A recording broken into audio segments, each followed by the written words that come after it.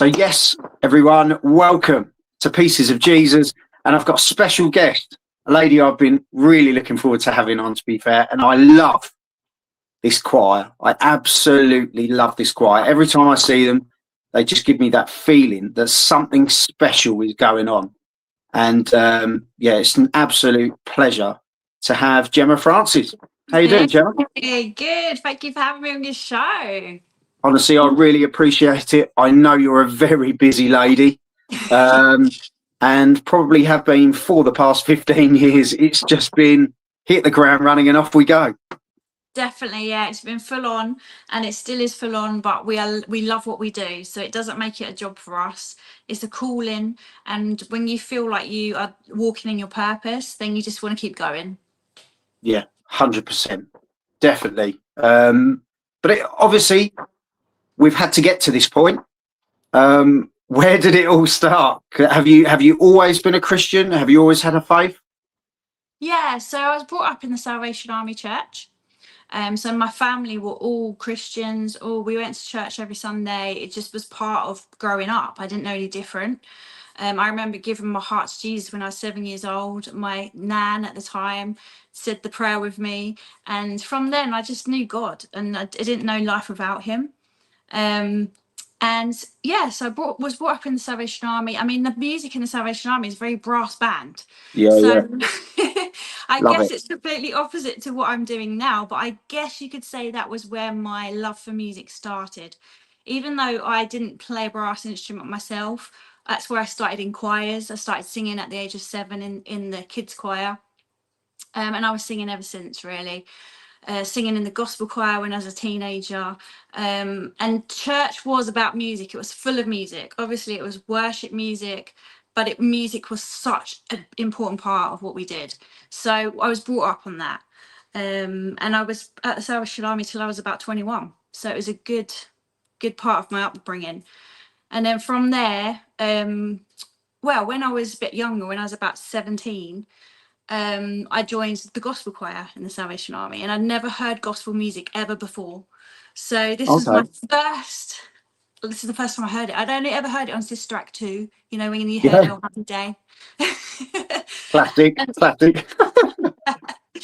and so we started learning gospel music, and I was just like, wow, this is amazing. It just opened my eyes to just this amazing, uplifting music that just really reached people's souls. I felt like gospel music helped me through my teen period, through some of the most difficult periods of my life. I clung on to the gospel music. That's the thing that grounded me, that gave me hope.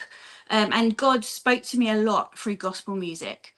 And we, in our gospel choir that we had, it was a youth gospel choir. I ended up like helping to lead it, to run it, do the marketing for it.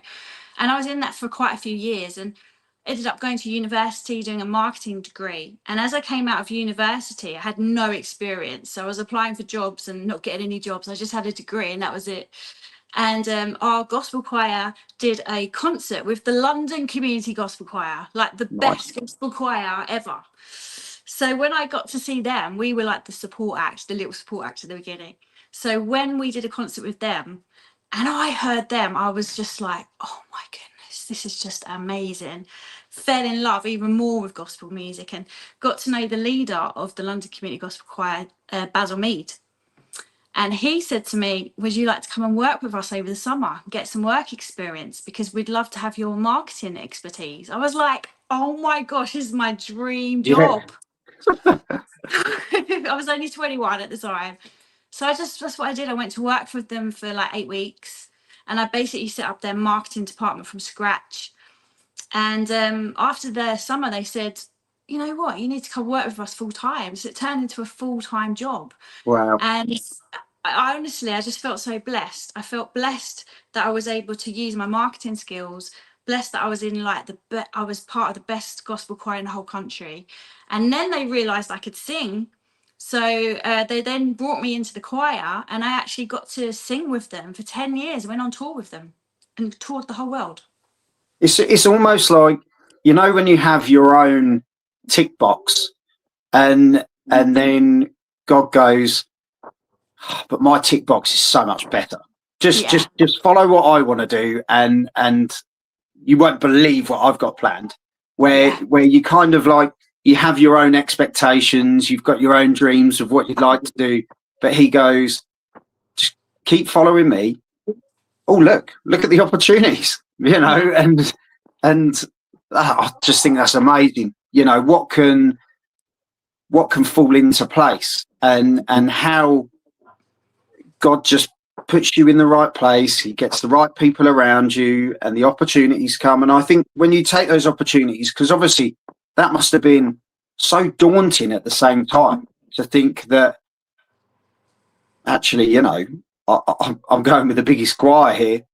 Yeah. Pressure's on now. I've gone from here to here. Yeah. You must have been buzzing though. Yeah, so buzzing. But God kind of, he knows where you're at the time. So when I first met them, he didn't like throw me straight in and say, right, you're going to go and sing with LCGC. Learn your trade.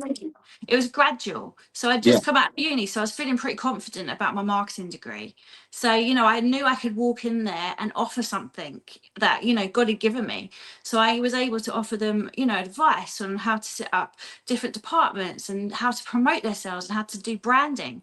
And then it was gradual. It was probably about a year that I was working for them when they said, oh, Gemma, do you want to come and try out for the choir? Do you want to come to choir rehearsal?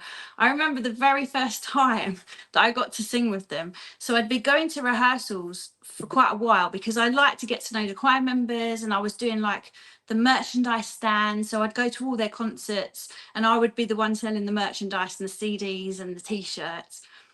And one concert we went to, it was like somewhere in Cornwall. It was really far away. So we get the bus from London, go right down to Cornwall to do a show. And it was in this really beautiful church. And there was only about 12 singers, so sometimes we'd go out with a full choir of like 30, 40 singers. And sometimes it would be quite small. You'd have 9 or 10 or 12 singers. So it's quite an intimate gig. And somebody had dropped out at the last minute, one of the singers. So they went down there and they only had 11 singers, and they were supposed to have 12. And it was really important that you had the right number of singers, because the people that book you, they sign a contract. So they want to know that they've got the right amount of singers that you've signed. So I remember Basil Mead saying to me, Gemma, do you think you can sing tonight? I was like, what? I'm just the merchandise girl. He goes, but what now? Yeah. You know all the songs. You come to rehearsal.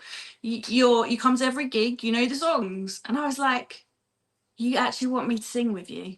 And he was like, yeah, we need you. We need you to come and sing. So I was like, okay. And when you're put on the spot like that and you're there, you just do it. Well, at the time, I just did it. I didn't really think about it. I didn't have time to think about it, because maybe if I'd thought about it, I would just be too nervous to do it. So I stood on the back row of the choir, but remember, there's only 12 of us, so you can't really hide. You can't hide, can you? And every singer's got their own microphone. So I've got my own microphone. So I'm doing sound check with all these amazing singers. They're all professional singers. They go out and do this all the time. And there's little old me. I was probably about 22. And so I did the sound check, but bless them, they were all so encouraging to me. They were all cheering me on. We did the gig, and the gig was amazing. But Basil Mead, he doesn't really give you a set list, so you don't know what's coming. You don't know what songs are coming. He likes to keep people on their toes. So as singers, you just have to go with the flow. And he lets the Holy Spirit lead him. So however he feels the audience, what they need at the right time.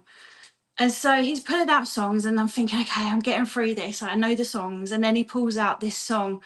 It was a bit of a performance song called He's Alive. Right. And honestly, never sung the song ever, never heard it.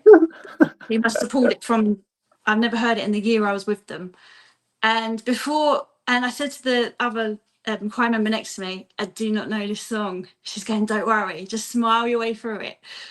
And basically she was holding my hand and telling me when to sing. And we got through the song, but it was the most nerve-wracking time ever. But you know what? I came out of that gig thinking, if I can do that, I can do anything. If you're going to be put on the spot like that, and if God can still use you in that situation, then you know what? just go for it, because you can achieve anything. And then afterwards, obviously the choir was so proud of me because they couldn't believe that I did it. And that was it really. The rest was history. After that, I was in the choir. That was it. I passed my audition on stage. And there was no turning back. It was 10 years I was touring with them. And we went to some amazing places. And, the thing with London Community Gospel Choir is, they obviously sing gospel music, and gospel music, everybody wants to hear it. So we were going to some countries like Morocco, which is mainly Muslims, and they want to hear gospel music. We were the first gospel choir that was allowed into Russia. And we went on tour to Russia, the very first gospel choir ever allowed. We had to go with security, and we did gospel concerts. And that's, it's like, because we were singing the gospel, we were singing gospel music, people just let us in. They let us in. They wanted to hear it. They loved it. It uplifted their soul. They didn't know why. They just wanted to hear it. And not only some amazing places did we go to, but we had some amazing opportunities. I mean, I think my most amazing opportunity was singing with Kylie Minogue at Proms in the Park, Hyde Park. And all you can see is just like, 70,000 people in the audience just looking at you, and we're singing with Kylie Minogue. It was just one of the highlights of the whole time I was with them. Another one was singing with James Brown. Oh wow, that's like other end. That is, isn't it? Because that just reminds me of the Blues Brothers, because that's one of my favourite films of all time, probably the best musical in my opinion. And when you've got the gospel scene, haven't you, in the church, and he's sliding up and down, and he's got the robes on, and he was proper soul man, wasn't he? Proper soul man. It was his last concert at the Roundhouse in London before he passed away. So he was about 80 years old. Yeah, incredible. And he had his full James Brown band with him. So the stage was just full of musicians. And he brought out us, and we, he said, "I've got a gospel choir." And the thing is, I can't do the accent, but I couldn't really understand what he was saying because he was very. So we're all just smiling. And he's out there, and he's really out there. Yeah. But he asked us to sing His Eyes on the Sparrow. And so we sang that with James Brown. That was absolutely amazing moment to be able to sing, God's eyes on, if God cares about the sparrow, then he's going to care about you, and sing that to, the 1,000 or so people that were in there. Yeah. And also it was on BBC as well. So, millions probably watched that. So I've had so many amazing opportunities, and I was able to see for myself the power of music, especially gospel music, and how it just transcends, it breaks barriers, it makes everything so inclusive. Everybody wants to hear it. Everybody just loves the sound, and it touches people's hearts, and people don't even know why. They don't know why. They just feel it, I just think, I don't know, there's something special about it. As you say, you can't necessarily put your finger on it, but there's just something, there's something biblical. There's something beautiful about gospel music, and it really hits you in the chest. Like I remember seeing Ladysmith Black Man Barzy, and I saw them at Ipswich Regent, and they obviously don't have any music at all. They do it all themselves, like all a cappella. Yeah. And it was just unbelievable.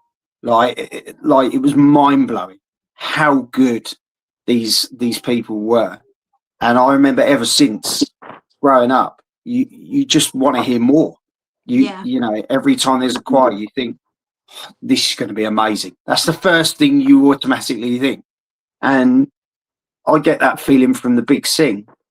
I really do. Like when I see you guys and I see the passion that people have, but as I say, it's the willingness of each individual. Like that day when you were on the spot, when you were on that merchandise stand, when God called you in that moment, because I believe that was a calling. Yeah. That you stepped up and you were willing and you were nervous and you took that chance.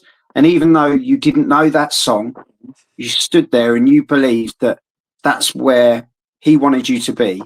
Yeah. He blessed you in that moment. and look at the journey he's taken you on since. Yeah. You know, and I just think the big thing was then the next chapter, wasn't it, for you? And yeah, just give us a little insight into how that you sort of transcended into the big thing, because as I say, this is just rocketing now, isn't it? This is next level, in my opinion, for you. So for me, I'm feeling pretty comfortable. You know, I've been with LCGC for 10 years. I'm having the ride of my life. You know, I'm getting to work for them during the day, full time. I'm getting to go on tour with them in the evenings and at weekends. And, you know, I'm traveling the world and I'm really enjoying it. Like, I'm actually praying every day, thank you, God. I feel so blessed for this, you know. That's And dream job, isn't it? it's Dream job. Absolute dream. Like, I couldn't have dreamt of a more perfect job. And one day I just heard God say to me, "What, Gemma, this is all great, but what are you doing for the people in your community?" And I thought, yeah, you know what? I'm not really doing anything. And at the time we were living in Witham in Essex.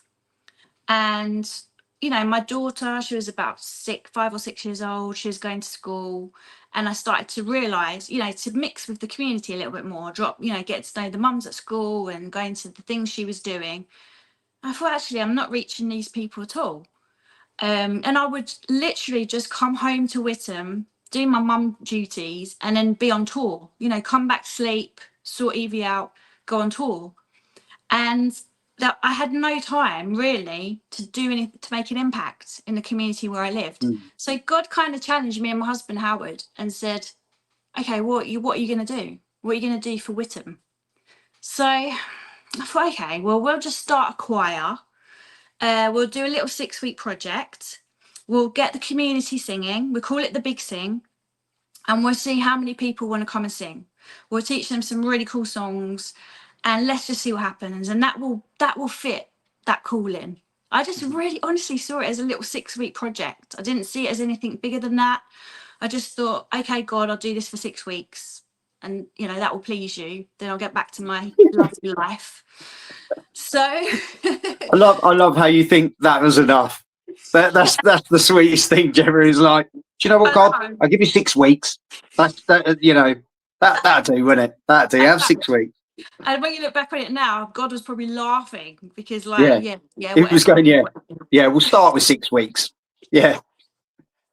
So we basically just put the call out to Witham. We got into the local press. We got onto Essex, BBC Essex.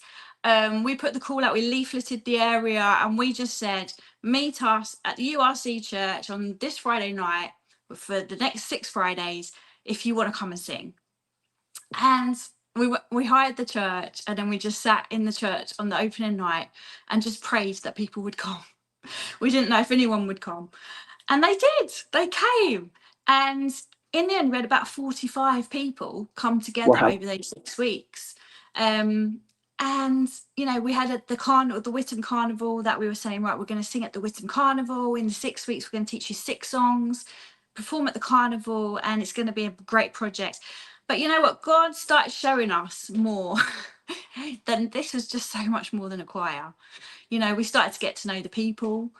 And they started telling us that they were overcoming depression and loneliness, and they were creating new friendships.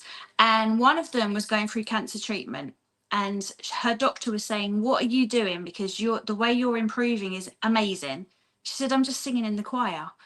And, you know, all of these things were happening, and we just started having our eyes open like, wow, this is really the power of music. Not only is it getting people singing and getting people out the house, but people are really coming together and it's helping them overcome things in their lives. So we were quite shocked by that. You know, we'd never seen it at one-to-one level like that. We'd always been on the big stage and seen the big impact of music. But now we're really getting to know the people. So we did the 6 weeks and we performed at the Witham Carnival and everything was amazing. We got the kids from my daughter's school, singing with us as well. And after that, we said, right, we've done our job. Everything's great. Did you enjoy it? And all the choir members were like, you can't stop this.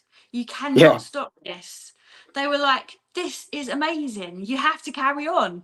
We were like, oh, really? We didn't really plan to carry on, but okay, if you want us to carry on, we'll just carry on. So we just carried on, and I was still doing my full-time job. My husband Howard, he's a full-time musician. So at the time he was playing for people like Westlife, Will Young, Blue, and traveling the world, as well as playing for the London Community Gospel Choir, because that's where we met. And Just a small role. Just a small role. So he carried on doing that. I was carrying on singing for LCGC. We just carried the community choir on a Friday night as just like a little hobby more than anything else, just us giving back. And before we knew it, the next town down the road in Malden, they were like, we've heard that you've started a choir in Whittam. Can you come and start a choir in Malden? And Malden has got a special place for me because that's where I was born. That's my hometown. Yeah, yeah. And so I was like, okay, we'll just start another choir. So on a Monday night, we'd go down and do that. And so we had 2 choirs running. And then the parents in the choir said, you know what, rehearsals are a bit late because they start at 7:30.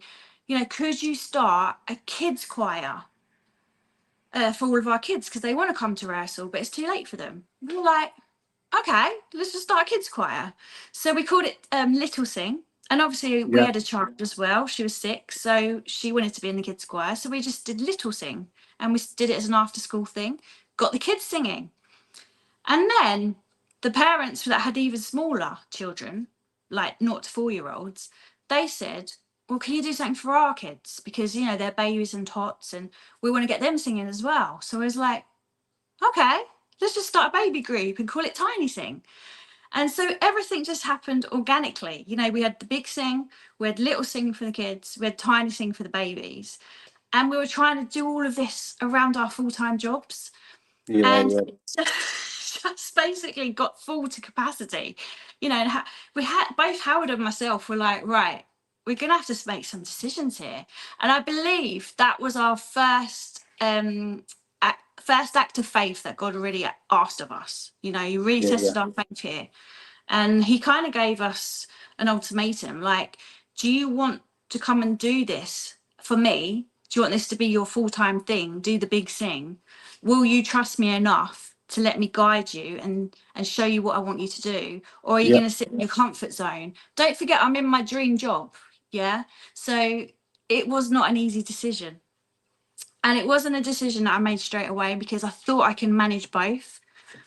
But when God wants you to move and when he wants you to move season and change the chapter, he kind of makes that comfortable place a little bit uncomfortable to get you moving. Yeah, yeah. So he makes it very clear for me. He'll go, right, that's it. And this is where we need to go now, because he has to make it obvious for me. I don't know if it's the same for you, but it's Well, for me, I'm such a loyal person. You know, once you've got me, you've got my heart, and I'm in it. I'm going to stick with you, and that's how I felt about LCGC. That's how I felt about them. I felt like they were my family, and I was never going to leave them because I felt like I was doing what I was called to do with them. And so God just rocked the boat in that situation, and he caused things to happen that made me not comfortable, not happy. It made me question why I was there. It was nothing against them. It's just that God needed to get me out so that I could do the big thing and pull me out of that, so I could do a bigger calling that he had on my life. And so that whole process, it wasn't a quick process. It was probably about 2 years. It took 2 years, I would say, from the time we started Big Sing to the time we decided to do it full time. It was probably a 2-year period. And I managed to get some redundancy from the job at LCGC. They were fully supportive of the Big Sing, and they knew that that's what God wanted us to do. And at the time, they were making people redundant. So I volunteered for redundancy, which they gave to me, which that gave me then 3 months of freedom. So I was being paid my redundancy money, which meant I could spend 3 months building the Big Sing to make it full time. And it was such a step of faith. I really had to trust that God was going to provide after those 3 months. Once that redundancy money had gone, you know, is there going to be any money at the end to actually pay for my bills and my husband's bills? But in those 3 months, God gave us more choirs. We started up choirs every night. and he provided financially, and I never even had to question it. You know, I really felt like he rewarded our step of faith. We said, right, we're going to do this. I finished my job with LCGC. Howard didn't finish his tours, even though he's still a musician. He still tours with artists, but he wasn't away. He wasn't away for 6 months in the year. He was at home and doing less of that. And we just said, right, God, we're going to do it. We're going to go for it. And so we did, and we didn't never look back. We never looked back. We just built. We built more choirs, people came to us, and everything just felt really organic. It felt like God was just bringing people to us. It never felt like a struggle. It felt easy.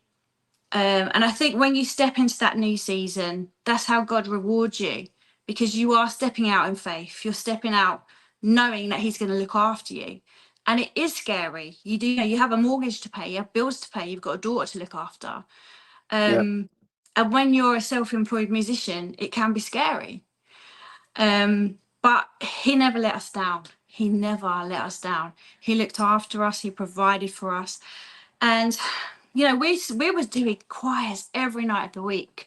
Monday to Friday, every night we had a choir. We had choir rehearsals. And then we'd do a gospel choir once a month. So, you know, sometimes 6 nights in the week, we were doing gospel choir rehearsals, as well as the little sing during the days and the tiny sings. Just got like really full to capacity because, you know, we're going for it. Mm-hmm. And one day I saw this advert on, I think it was on Facebook, and it was an advert for an organisation called the Lions. I never heard of the Lions before, but the advert looked like Dragon's Den. Now, I absolutely love Dragon's Den. It's my favourite programme. I still watch it every single day now. I just watch the reruns over and over again. So it really appealed to me. And it reached out to me, and I thought, maybe the Lions could help me. So I looked into it, and the Lions is like a Christian version of Dragon's Den.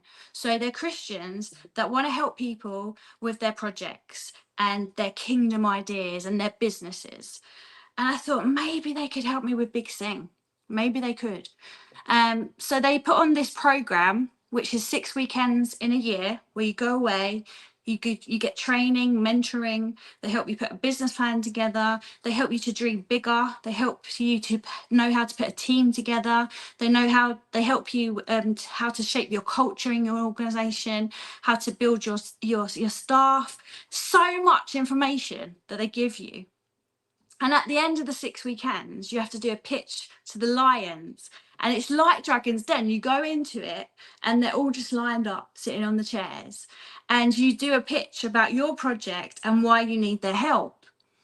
And so I did this. I got accepted on the course and I was so happy. And I pitched to them, to the Lions. And I said, I want to start a charity.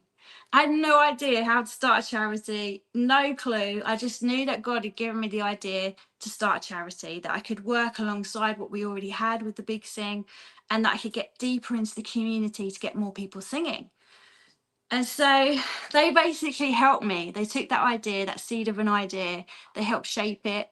They helped me put team together. So I was able to get a team of tutors behind us to help us out with all the work.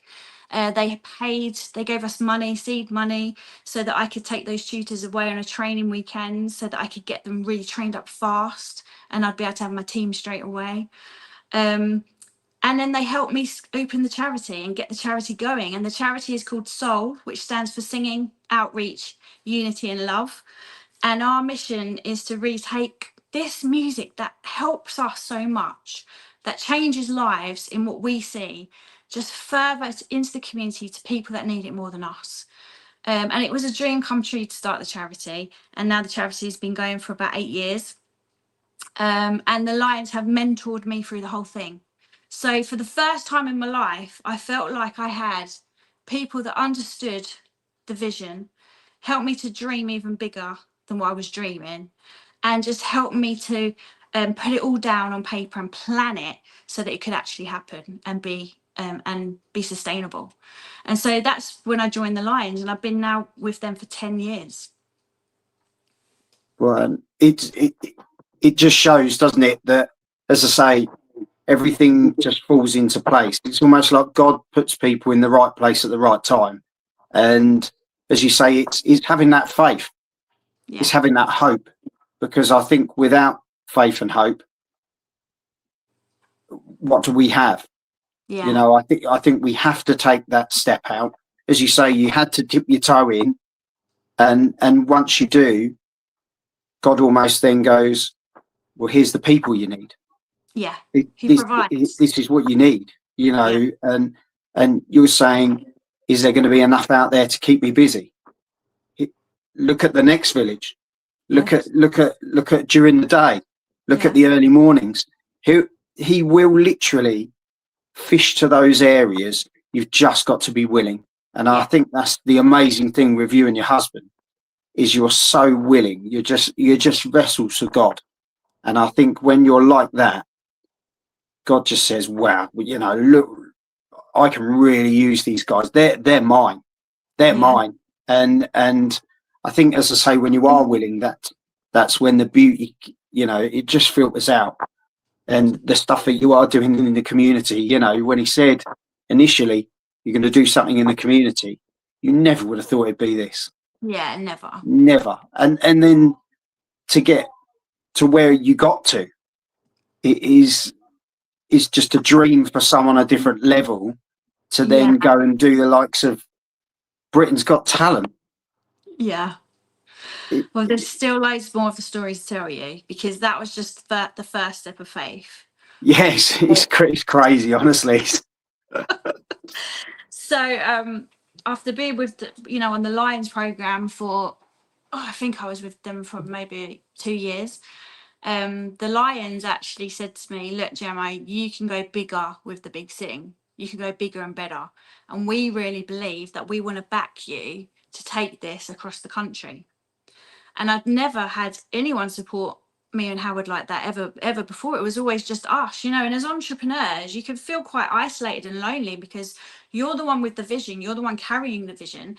You might be leading people below you that are following you and looking for you to guide them, but who's actually mentoring you and helping you and showing you where to go? Yeah, you've got God, but who else? That's why entrepreneurs can get quite lonely. And they said to me, look, why don't you move to the Midlands? Because we're still in Essex at this point. And we will mentor you to the next stage. So we will help you start the big thing in the Midlands. We've already helped you set up your team in Essex, so you can leave them with your choirs. You can trust them with your choirs. And we will help you on this next part of the journey. Now, listen, I've never left Essex. I'm an Essex girl. So I've only ever lived in Malden and Witham. I've never lived anywhere else. So for me, this was a massive decision, like moving to the Midlands. I didn't even go to the Midlands. Do you know what I mean? So at the time, my daughter Evie, she was about 13 years old. She was just in secondary school. She was in a really good grammar school in Colchester. And our son was just born as well. So he was about 2. And we was like, is this really, God, what you're asking us to do now? Is to uproot our family and move to the Midlands? Yeah. I really feel like it was another step of faith. And I felt like God said, well, you did the first step and look how I looked after you. So why don't you just trust me with the second step? And so we did it. We just went for it. And we knew this time that we had the Lions supporting us and backing us, and that they helped us financially as well. And we basically put our house up for sale, and we just said, right, where are we going to move to in the Midlands? We found an amazing place in Rugby, a town called Rugby. Mm-hmm. We bought a house there. We found our daughter an amazing grammar school, because our worry was obviously she just got into a grammar school in Colchester. Lord, you better match this where we're going to the new place. And God provided with that. I like that. Lord, you better match this. You better, because she'd worked so hard to get into her grammar school, and we just didn't want her to just go up there and get into a rubbish. I love your conversations with God. It's like almost like you feel like you're telling him off, but deep down it's like he's got it sorted, isn't he? He's totally got it sorted. But, even in the story of us coming up here and moving to Rugby, there's so many miracles that happen along the way. Like our house was taking ages, God sorted it out. We couldn't get Evie into the school that we wanted, God sorted it out. He got her a place. Where we felt there was no way, where we felt that things were impossible, he provided, and he provided quickly. The church that we went to up here, they were praying for us, the Lions were praying for us, and every obstacle that we went against was overturned because God made it happen. So that's why I knew it was God. I knew it was God's will. I knew that's why he wanted us to be up here, because we wouldn't have had that much resistance if it was just through our own strength that we were doing it. And so we moved up here 7 years ago now, 7 years. And we started opening choirs and repeating everything we'd done in Essex. And I started working for the Lions as well. So I worked for them, a couple of days a week. I became their marketing manager and I became a Lion. So I was then able to pass on my skills and my experiences to the new delegates that were coming in every year on the programme to help them with their kingdom ideas and their projects and their businesses. And so so now I'm still working for the Lions, I'm still part of them, and I feel really honoured to be able to be a mentor for those visionaries and those pioneers and those entrepreneurs that are making a difference in the kingdom. So that's amazing. And then, so there's so much to tell you. Then, obviously, the dreaded COVID hit. So we was only up here for less than 2 years. And COVID hit, and then it hit all of us. But obviously, when your business is singing and you've got choirs and that's how you make your income, and the government is saying you can't sing and everyone has to stay at home, it was absolutely devastating for us. Our choirs closed overnight. And we went from having about 300 choir members at that point. And some of them, they came online with us for Zoom. But it just wasn't the same. They were by themselves on the sofa, singing by themselves to their laptop. They could only hear me and Howard. We could see each other on the screen, but we can't all actually hear each other. A lot of them it's the gathering, isn't it? It's the coming together. It's the, are you all right? It's the family element, isn't connection. It was more connection and making sure everyone was okay and no one was isolated, and that's what kept us going. But the actual singing part of it, it just wasn't what anyone wanted. And lockdown just took ages, didn't it? We was in lockdown forever, ever, and just as we had hope that we were coming out, it would be another lockdown. And, the people that came online with us, it started off, I think about half of them came online, so maybe 150 of them. By the time we got to the last lockdown, I would say about 70 people stayed with us online. And even online, they gave us a little bit of money every week to keep going. And that just still wasn't enough really to keep the business going.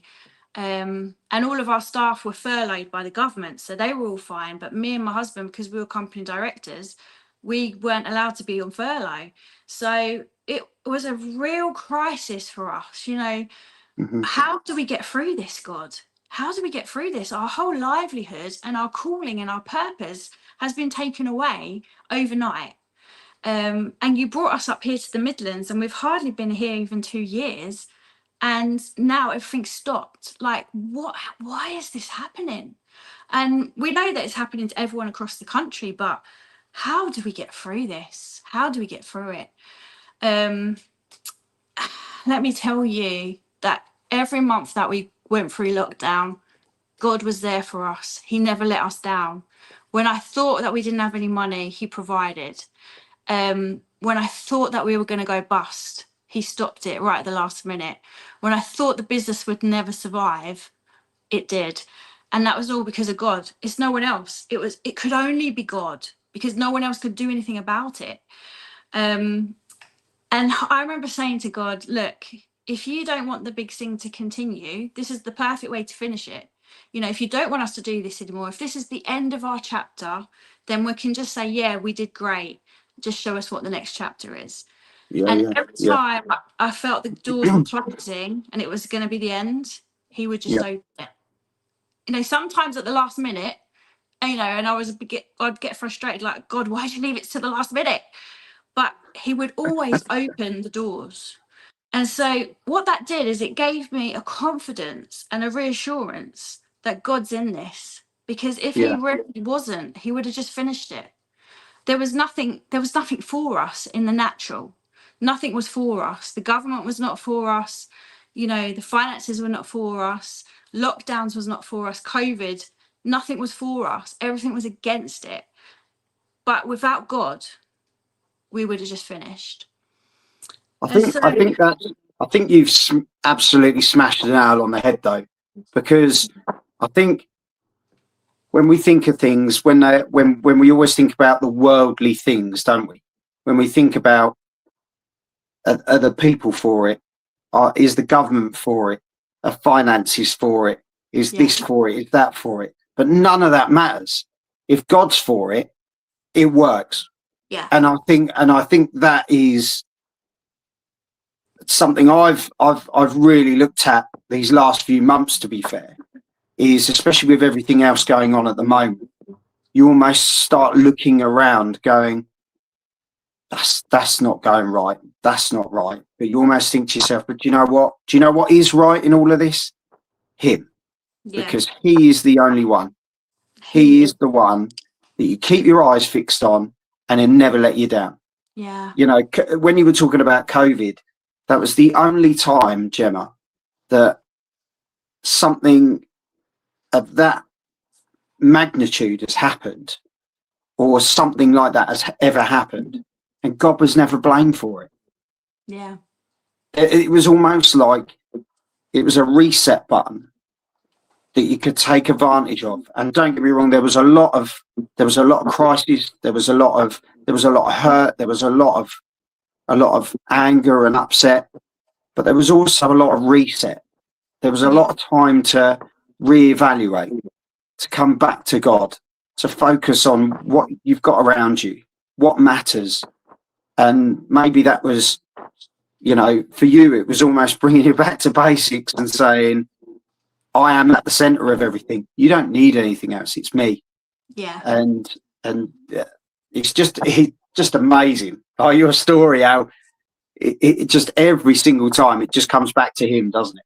It does. And when we were coming, you know, when we were starting to come out of lockdowns and we were given those government restrictions where we had to stand 2 meters apart and wear this mask when we were singing and sing outside in the freezing cold, you know, God gave us a song. And the song wasn't even a gospel song. It was a song by Emily Sandé. And the song says, there's going to be brighter days. I'll Yeah, keep you lifted when you're losing faith. There's going to be brighter days. Though it seems distant, know the world will change. yeah, I We know the one. called that song. It was our song of hope. And so we taught all of our choir members it. You know, and the choir members took quite a long time to get back to normal singing because, you know, they were scared. They were coming out of lockdowns and everyone was scared, weren't they? And so it took quite a long time for our choirs to grow back to the Mhm. 300 that we had before. I would say it didn't really grow back until November 2023. Now, no, sorry, November 2022. So remember, we started COVID March 2020. So November Yeah, 2022 is really when we started to get like the same kind of numbers back, about 300 in the choir at the time. And, you know, as we were getting them back, they were all singing this song, our song of hope. And we were telling them, come on, this is our song of hope. We're getting back. We're going to do this together. Everyone was clinging onto this song. And then December 2022, I got a call from Britain's Got Talent. And they said, do you want to come on the show? so they actually called you. Yeah, they called us. Wow. I think they saw us on social media and they saw that we were bringing the people back together and they saw the power of music and they loved what we were doing for the community. And so they called me. And at first I thought it was a joke. I thought this can't be real. And I was talking to, you know, like some of the producers and everything about us being on the show. And I went to Howard and I said, what do you think about going on Britain's Got Talent? He was like, no way, we are not doing that because, you know, he's a musician. He doesn't want anyone to be judging us. We're not going Yeah, on yeah. any competition.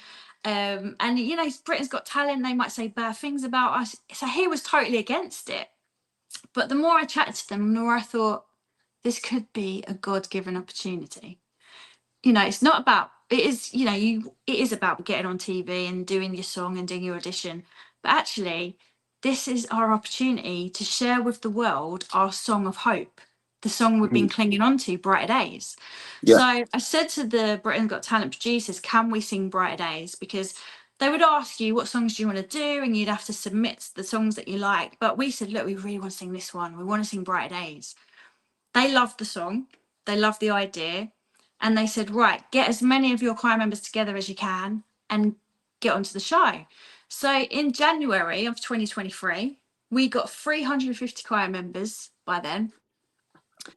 We all went down to the London Palladium. All 350. Yeah, we're officially the largest act, and I think we still are, the largest act that's ever been on the show. And they planned it, so the judges had no idea, and they generally did not have any clue that we were going to be on the show. They had to plan the whole day around us because we were so big. We got there, got all 350 into the theatre, did our sound check first, so we basically took over the whole day. And then the choir members had to go and pretend they were audience members, so that they could be in their seats before the judges came in to film the show. So it was very highly organised, and the producers did an amazing job keeping it secret. So when they started recording the show, we had to be the first act because all of our choir members were in the seats of the audience. And obviously the judges don't know, they just come out, think they're normal people. We got onto the stage, and there was only 25 of us on stage, so we just looked like this really cute, innocent little community choir. Like, they totally thought, oh, what's this going to be like then? We came out and we said, look, we want to sing our song of hope. We're all about bringing people together. We're called the Big Sing. And we started singing Brighter Days. And as the song grew, so did the choir. So the choir on the stage, they started singing. I remember it. Yeah, the second verse, different people were popping up out of the audience. Obviously, all our choir members popping up in the balcony, in the stalls. Before they knew it, it's like the whole theatre were jumping up singing. And the judges were like, what is this? They were totally overwhelmed and surprised. And honestly, it was one of the most amazing, overwhelming experiences of my whole life. It's like one of those days that you think you're in a dream. Like, first of all, you're standing on the stage talking to Simon Cowell. Second of all, you're just seeing all of your choir members popping up from everywhere, and that itself was overwhelming. And then me and Howard got home after a long day of filming. We're like, did that actually just happen? Was that real? It was like a dream. And the Britain's Got Talent got staff and producers and the whole team. They looked after us so well. Honestly, it was an amazing day. And we got the 4 yeses from the judges. They absolutely loved it. They all gave us a yes. And it was one of the most uplifting moments of my life, I think. It was amazing, absolutely amazing. So let's go back to Howard a second. How did you turn Howard around to obviously wanting to go on Britain's Got Talent? Because I do get it, because you do have a lot of professional musicians who do look at the likes of Britain's Got Talent, X Factor, all those sort of shows, and think, it's kind of do or die for some professionals. They could go on there, really open up, and then they're eliminated by someone that's turned up as a joke. Yeah. It must be. How did you swing that one? Come on. I think just the power of a persuasive wife, maybe. I don't know. I just kept saying to him, I really feel this could be an opportunity for us. At first, he just saw it the way he saw it, and I totally get where he was coming from. But I was like, there's got to be a reason why this has come now, and why we're able to sing Brighter Days and sing our song of hope, especially at this time when we'd only literally just got all the choir members back after COVID. There's got to be a reason. It's got to be bigger than what we know. And so, we did have a few weeks to think about it, because they approached just before Christmas and they gave us a couple of weeks. So we had time to process it and really think through if we were going to do it. And once we told the choir members, they all wanted to do it. So Howard was kind of outvoted. Bless I him. thought you were going to say, right, I've got 350 people here who've said yes, but Howard, are you still saying no, or are you? Yeah, I mean, he is the musical director, so he could have still said no, but yeah, I but he think would have had 350 people yeah. after it. But he Love came it. round to the idea. He did come round to it, and he did think about the bigger picture. You know, we were on that stage, and 5.5 million people watched the show, and then they put it up on social media, and millions of people across the whole Yeah, world yeah, have seen it. So the exposure that we had was absolutely, it's more than we could have ever dreamt of. But I really felt like it was us bringing our song of hope to Britain's Got Talent and being able to share that with the whole world to let them know that there's still hope. So the yeah, song was so important to us. And you know, from that moment of Britain's Got Talent, which is now 3 years ago. that's scary. That is. Yeah, really scary.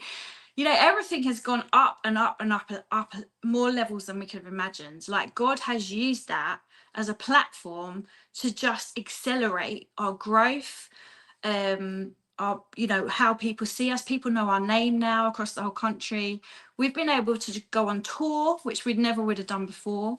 We've done 2 amazing Christmas tours. We've been able to go on big stages at festivals, people asking us to come and sing. We have done so much. We've sung with different celebrities. You know, all of these things we would never have thought of before. And the choir members themselves have now grown to about 600 members. Yeah, it's amazing. Absolutely amazing. That's only God's work. That's only God's work. And Rick, just quickly, Rick Costa, is it on YouTube? Can he watch it on YouTube? Of course, Brit's Got Talent, the big sing. Just Google that and you will find us. It's definitely on YouTube.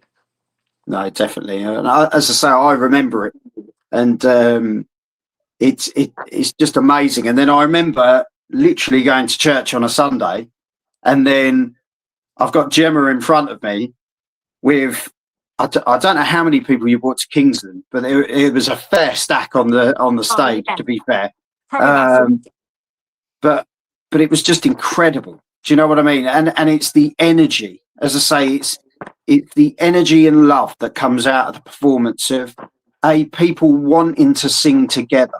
There's a real togetherness with the big sing, and it doesn't matter who's there, how many people are there, but it's just one concrete family. Yeah. And I just love it. I genuinely love it. And yeah, what God gave to you and Howard at that time is a major blessing, and the fact that you've invited people into that, you know, because you could have easily gone, do you know what, this is ours. Yeah. But the fact that it's grown, and as I say, you've been willing, and God has just put people your way, and you've watered the seeds of people that never would have even come in, and the experience they're now having with God themselves, just amazing. It genuinely excites me with what you are doing, and I love it. I genuinely love it, and the fact that you're in Colchester quite a bit, Yeah. and you've got some amazing stuff coming up, haven't you, this year, Gemma? Yeah, already this year is shaping up to be amazing. So the next big thing for us is what we call our Big Fest, which is the concerts we organise ourselves, and where we try and get as many of the Big Sing family together under one roof for a massive show. So we've got actually 2 of those in March. One at Charter Hall in Colchester and one at the Royal Spa in Leamington. And it's honestly going to be an absolutely amazing day, because we've got a very, very special guest coming, which is Tunde, who used to be part of the Lifehouse family. He's the voice that you will recognise from the Lifehouse family. He is from the Lighthouse family. He's coming to sing with us. So we just feel so excited to be able to have Tunde with us. And we're also going to have about 150 school kids coming to join us as well. So it's really about getting the community together, celebrating music, celebrating uplifting music, but also having that celebrity come with us and just give us an amazing experience. So we're learning the song. Do you remember the song Lifted by the Lighthouse Family? Do you remember that Of one? course, of course. Yes. So I we've had their learned. album. Yeah. And then Tunde himself has brought out his own music since leaving the Lighthouse Family, and his latest single that came out last summer is called Rain to a Rainbow. It's a beautiful song, very catchy, but it's so positive. It's all about, you know, you might be going through the rain right now, but there's always a rainbow coming. Yeah, So no. we love songs like that. We love songs that are going to uplift, inspire, and motivate people. And to be able to have him to come and sing that with us, it's going to be a dream come true. It's going to be absolutely brilliant. So yeah, Charter Hall Colchester is on the 29th of March, and the Royal Spa in Leamington is on the 14th of March. So we are preparing for that now. So all the choirs and rehearsals, they are just working to make the shows amazing. So that is really exciting. Well, anyone who wants tickets, they're available online. I know they definitely are for Colchester already. Check any of the Big Sing socials because all the links are there. You can follow them on pretty much everything. Tickets are online. I know, especially if you go to Colchester Charter Hall, you can get the tickets. But honestly, I just think, although it's been going as long as it has, God's got so much more to do. And I just cannot wait for what's ahead for you guys. And you and Howard are an absolute blessing to so many people. Thank you. And I just can't wait to see what's ahead for all of you. Thank you. And you know, we do give God all the praise for everything because we wouldn't be Yeah, able to do this in our own strength. You know, we are the no, fates of the Big Sing, but actually we hold it really lightly because it's not ours. It doesn't belong to us. It belongs to God. So, you know, if we try and hold on to it and make it all about us, we're just going to strangle it and it won't grow. We know more than ever that this is our calling. This is the calling that God's put in our lives. definitely. And this is what he really wants us to do. We know that more than ever from the journey that we've been through over the last 15 years. We are more confident now than ever that God wants us to do this. And so we will just go where he where he takes us. You know, he guides us, he instructs us, he opens doors, he opens opportunities, and we're just the willing people that's able to stay on the path and just keep going and just do what he's asked us to do. And so, yeah, we do want to go bigger. We want to go better. But most of all, we want to have purpose. We want to make sure that what we do is purposeful and that it meets what God wants us to do, basically. Yeah, 100%. I couldn't have said it better, Gemma. Couldn't have said it better. But what I will do before you go, it's been a pleasure having you on, but I just want to pray for you. I want to pray for the Big Sing. Hopefully we'll have a catch up soon anyway. I think you're at Kingston soon anyway. Yeah, I think we are coming to you in May. Yeah, I'll be there. I'll find you. But yeah, I just want to pray for you before you go. Is that all right? Yeah, thank you. That'd be amazing. So yeah, Father, I just want to thank you for Gemma and Howard. I want to thank you for what you've given them, what you've entrusted to them, Lord, that they just love it with your love, Lord, that whatever you give to them, they just give it back to everyone with your name on it. Lord, that this gift they've got, Lord, that it just continues to grow, that it has a ripple effect across so many people, Lord, that it has, as I say, your name written all over it, that people have the opportunity to come forward and sing, and they come forward to know you. Father, we thank you for what this year has ahead for them. Lord, I pray you continue to bless them. Bless them so much, Lord, that it just overflows over the entire year, that it provides for them. Lord, that they can just see you at the center of it all. And Lord, that they just want more and more. We just thank you so much for the opportunities that these two have and what you continue to give them. We thank you for everyone in the Big Sing. We just pray for your blessing over them now. Be with everyone at this time. Thank you so much, Jesus. Amen. Amen. Thank you so much.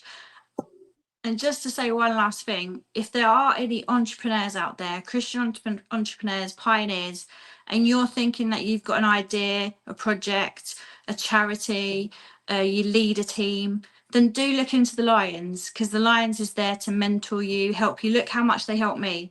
The lions.org.uk. I would definitely recommend that you check them out.